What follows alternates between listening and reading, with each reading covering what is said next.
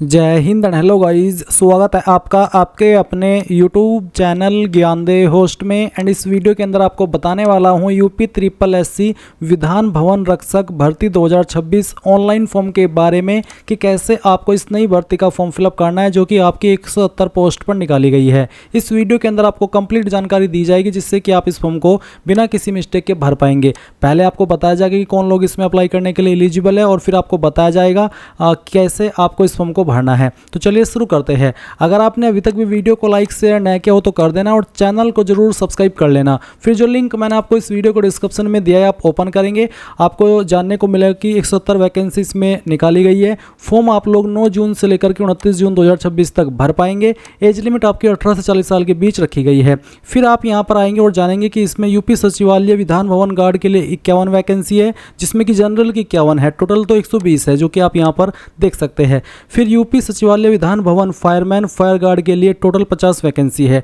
Apply करने के लिए जो क्वालिफिकेशन चाहिए आपसे गाइज, एक तो आपने यूपी ट्रिपल एससी पीईटी 2025 दिया हो। जिन कैंडिडेट ने यूपी ट्रिपल एससी पीईटी 2025 दिया है अब उसके अंदर चाहे उसके कितने भी नंबर है वो इसमें अप्लाई करने के लिए एलिजिबल है। फिर आपकी एक लिस्ट बनेगी, कट ऑफ लिस्ट जिसको आप कहते हैं, और उसमें जो कैंडिडेट शॉर्ट लिस्ट हो जाएंगे उनको यहाँ पर मेन एग्जाम के लिए बुलाया जाएगा। दूसरी एलिजिबिलिटी है कि आपके पास 12वीं की योग्यता होनी चाहिए और साथ ही आपकी हाइट, अगर आप मेल में हैं यानी कि आप मेल है तो 168 सेंटीमीटर हो, एसटी हो तो 160 सेंटीमीटर हो कम से कम, फीमेल है तो 152 सेंटीमीटर कम से कम हाइट, और एसटी फीमेल है तो 147 सेंटीमीटर आपकी हाइट होनी चाहिए।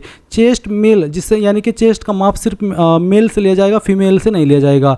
तो इसमें यहाँ पर जनरल ओबीसी के लिए आपकी चेस्ट बिना फ्लाई 79 जनरल ओबीसी और एससी के लिए, और फुला करके 84 जहाँ पर 5 सेंटीमीटर का फुलाव जरूरी है। इसी प्रकार से एसटी के लिए चेस्ट बिना फ्लाई 77 और फुला करके 82 हो जानी चाहिए। एंड गाइज जो आपकी यूपी सचिवालय Vidhan Bhavan fireman fire guard की पोस्ट है इस पर भी 12वीं पास की योग्यता मांगी है और जो हाइट की एलिजिबिलिटी है वो भी आप यहाँ पर देख सकते हैं। सभी कैटेगरी कैंडिडेट को मात्र 25 रुपये फीस पे करनी है अप्लाई करने के लिए। तो आपने यहाँ पर सभी जरूरी जानकारी जान ली। अब अगर आप इसमें एलिजिबल है अप्लाई करने के लिए तो इंपॉर्टेंट लिंक के सेक्शन से अप्लाई ऑनलाइन लिंक ओपन करेंगे। अब आपके सामने यहाँ पर कुछ इस तरह का इंटरफेस आएगा जैसे कि आप वीडियो में देख सकते हैं। यहाँ पर आपको एक एग्जाम देखने को मिलेगा जिसका एडवर्टाइजमेंट नंबर है 9/2026, ये वाला, यही आपकी ये वाली वैकेंसी है जिस पर आपको अप्लाई करना है, जिसकी स्टार्टिंग डेट 9 जून और फॉर्म भरने की लास्ट डेट यहाँ पर 29 जून 2026 आपको दिखाई दे रही है। तो आप इसके सामने अप्लाई के ऊपर क्लिक करेंगे। फिर इस तरह से जानकारी आएगी। अब आपको सबमिट एप्लीकेशन के ऊपर क्लिक करना है। इसके बाद में आपको यहाँ पर ये सभी जानकारी चेक करते हुए I have read the instructions and accept the above declaration, इसके ऊपर टिक करके आई अग्री इसके ऊपर क्लिक करना है। नाउ गाइज आपके सामने पीईटी का जो डिटेल्स है वो मांगा जा रहा है। तो इसमें आपको पीईटी रजिस्ट्रेशन नंबर डालना है। ये रजिस्ट्रेशन नंबर आपको आपके पीईटी के सर्टिफिकेट या फिर जो आपका पीईटी का एडमिट कार्ड था उसके ऊपर देखने को मिल जाएगा। वो रजिस्ट्रेशन नंबर आपको यहाँ पर डालना है और सिर्फ वही रजिस्ट्रेशन नंबर डालना है।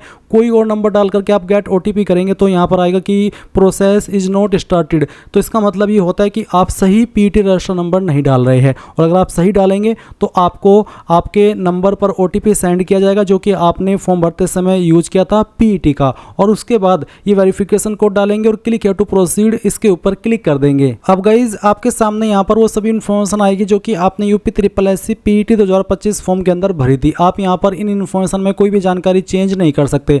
आपको स्क्रॉल करके नीचे की तरफ आना है और एक सवाल देखेंगे आयु सीमा के छूट के लिए। ये आपका एक स्पेशल छूट जो होती है आपकी कोर्ट ऑर्डर के तहत सेवा नियमावली के तहत, तो आप इसमें यस करेंगे। एंड अगर आप SC ST OBC है और जो आपको छूट मिलती है SC ST कैंडिडेट को 5 साल की और OBC को 3 साल की, वो आपको तब भी मिलेगी जब आप इसमें नो करेंगे। तो यानी कि आपको यहाँ पर सभी कैंडिडेट को इसमें नो ही करना है। फिर रिसर्च स्कॉलर से संबंधित एक सवाल है जहाँ पर पूछा है कि are you a research scholar of the Uttar Pradesh chief minister fellowship programme, अगर हाँ तो यस, नहीं तो आपको नो करना है। फिर आप नीचे की तरफ आएंगे और आपको यहाँ पर आपकी पोस्ट देखने को मिलेगी। इसमें 2 पोस्ट है, आप यहाँ पर इन दोनों को टिक कर देना इस तरह से। टिक करने के बाद में यहाँ पर गाइज इसमें जो आपका पोस्ट है वो देखने को मिलेगा, किस डिपार्टमेंट के अंदर है वो देखने को मिलेगा, और अप्लाई करने के लिए आपसे 12वीं की योग्यता मांगी गई है। तो आप यहाँ पर एक्वायर्ड यस नो में यस कर दीजिए दोनों में, और आप यहाँ पर जैसे यस कर दे उसके बाद आपको यहाँ पर आपका जो 12वीं का डिटेल्स है वो फिल करना है। तो आपने 12वीं किस बोर्ड से किया उस बोर्ड का नाम लिखेंगे, किस साल के अंदर आपने 12वीं पास कर ली थी वो साल आपको यहाँ पर सेलेक्ट कर लेना है इस तरह से।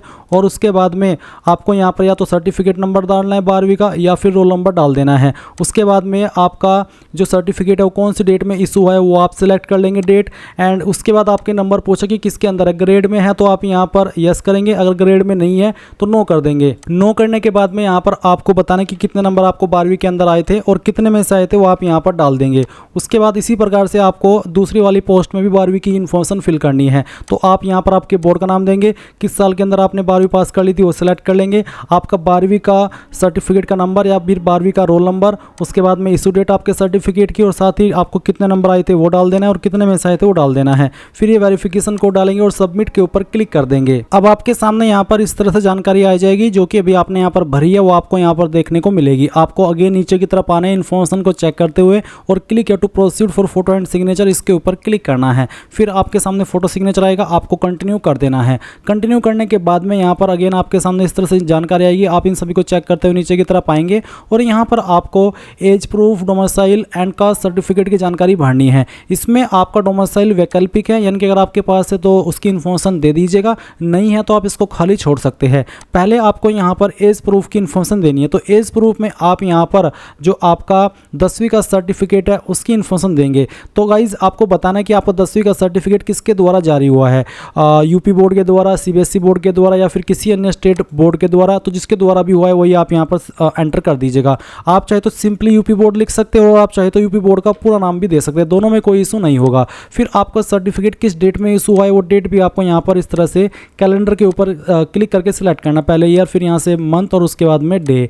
एंड देन यहाँ पर जो भी आपका 10वीं का सर्टिफिकेट नंबर है वो आप डालेंगे और अपडेट के ऊपर क्लिक करके अपडेट कर देंगे। इसके बाद गाइज आपकी ये जानकारी इस तरह से यहाँ पर भरी जाएगी जैसे कि आप वीडियो में देख सकते हैं। अब आपको निवास प्रमाण पत्र की जानकारी देनी है। फिर से बता दूं, निवास प्रमाण पत्र की जानकारी देना अनिवार्य नहीं है। अगर आपके पास नहीं है अभी तो आप इसको खाली छोड़ देना, एंड अगर आपके पास है तो मैं आपको बताता हूँ कि कैसे भरना है। जैसे कि यहाँ पर मैं एक वीडियो के अंदर एक डोमिसाइल दिखा दे रहा हूँ, ये यूपी के द्वारा जारी डोमिसाइल है। इसमें आप देख सकते हैं प्रमाण पत्र क्रमांक के सामने एक नंबर लिखा है, तो वो नंबर आप यहाँ पर इसमें लिखेंगे सर्टिफिकेट नंबर के अंदर। साथ ही इश्यूइंग अथॉरिटी, तो इश्यूइंग अथॉरिटी में आप देखेंगे सक्षम अधिकारी के बाद में लिखा है उप जिलाधिकारी, यानी कि इसको जारी किया उप जिलाधिकारी ने। तो आप यहाँ पर इसमें इश्यूइंग अथॉरिटी में लिख देंगे उप जिलाधिकारी। तो आपको यहाँ पर इस तरह से आपका जिस भी पोस्ट अधिकारी ने उसको जारी किया, जिस भी पोस्ट के अधिकारी, उसका नाम आप यहाँ पर लिख देंगे, बेसिकली पोस्ट का नाम। फिर किस डेट में जारी हुआ है वो डेट आपको यहाँ पर देखने को मिल जाएगी, जारी दिनांक के सामने वो डेट आप यहाँ पर इसमें लिख देना। इसी प्रकार से गाइज आप यहाँ पर जो आपकी कास्ट सर्टिफिकेट की जानकारी वो भी भरेंगे, जो कि SC ST OBC को देना है और आपका सर्टिफिकेट 1 साल से ज़्यादा पुराना नहीं होना चाहिए। अब बहुत सारे कैंडिडेट कहते हैं कि सर कहाँ लिखा है नोटिफिकेशन में कि 1 साल से ज़्यादा पुराना ना हो। तो गाइज ये मैं आपको इसलिए बता रहा हूँ क्योंकि जो प्रीवियस रिकॉर्ड देखा गया उसमें जितना लेटेस्ट आपका सर्टिफिकेट होता है उतना ज़्यादा बेहतर रहता है। अगर आपको रिस्क नहीं लेना है जरा भी तो आप न्यू वाला ही बनवा करके यहाँ पर डिटेल्स भरिएगा, क्योंकि आपका 1 वीक के अंदर बन जाता है और कोई इतने बड़े अमाउंट में बनता भी नहीं है। नहीं तो आप यहाँ पर जल्दबाजी में कोई 2-3 साल पुराना सर्टिफिकेट आप की इन्फॉर्मेशन दे देंगे और डॉक्यूमेंट वेरिफिकेशन में आपको बोल दिया जाए कि ये तो आपका ओल्ड है और आपको बाहर कर दे रहे हैं, तो आपको उस वक्त बहुत बुरा लगेगा, मे बी आपकी पूरी लाइफ ही ख़राब ना हो जाए। इसलिए मैं नहीं चाहता कि वो चीज़ आपको फेस करनी पड़े। आप यहाँ पर न्यू सर्टिफिकेट की इन्फॉर्मेशन दे देना। अभी जैसे कि यहाँ पर जो आपका सर्टिफिकेट होगा कास्ट का वो इस प्रकार का होगा जैसे कि आप वीडियो में देख सकते हैं। इसमें आपका सर्टिफिकेट जारी हुआ है सक्षम अधिकारी तहसीलदार, आपको देखना है आपका सर्टिफिकेट और उसमें देखना है सक्षम अधिकारी के बाद में क्या लिखना है। जो भी लिखा है वही आपको यहाँ पर फिर इसमें इस तरह से भर देना है। उसके बाद गाइज आप देखेंगे इशू डेट आपको यहाँ पर जारी दिनांक के सामने देखने को मिल जाएगी। एंड सर्टिफिकेट नंबर आपको यहाँ पर प्रमाण पत्र क्रमांक के सामने जो लिखा है वो नंबर यहाँ पर डाल देना है और अपडेट के ऊपर क्लिक करके अपडेट कर देना है। ये सब इन्फॉर्मेशन फिल करने के बाद में आप यहाँ पर नीचे की तरफ आएंगे और फिर यहाँ पर आपको पोस्ट प्रेफरेंस देनी है, यानी कि आप कौन सी पोस्ट को पहले नंबर पर रखना चाहते हैं और कौन सी पोस्ट को सेकंड नंबर पर।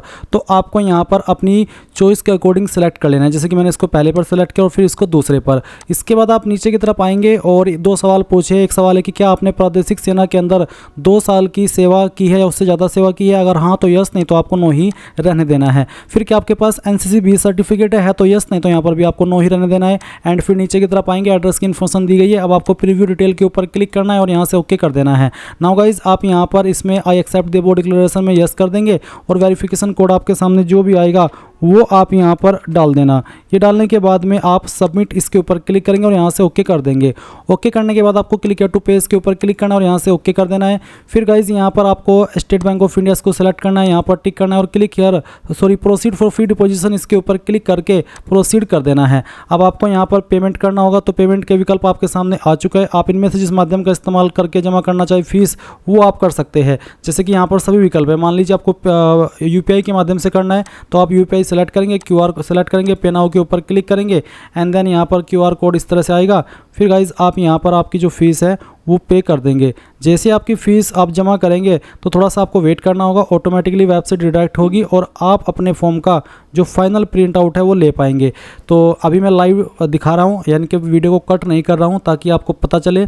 आपको कुछ नहीं करना है, अगर आपने कुछ भी कर दिया तो एरर आ जाएगा और आप जो आपका पेमेंट है वो पेमेंट भी चला जाएगा और अपडेट भी नहीं होगी। इसलिए थोड़ा सा वेट आपको कर लेना है। आपको वेबसाइट को ऑटोमेटिकली रिडायरेक्ट करके वहीं पर भेजा जाएगा। आप देख लीजिए, मैंने कुछ नहीं किया, कंटिन्यूली बोल रहा हूँ, बता रहा हूँ, पेमेंट हो चुका है। अब आप proceed to download and print the application form इसके ऊपर क्लिक करेंगे।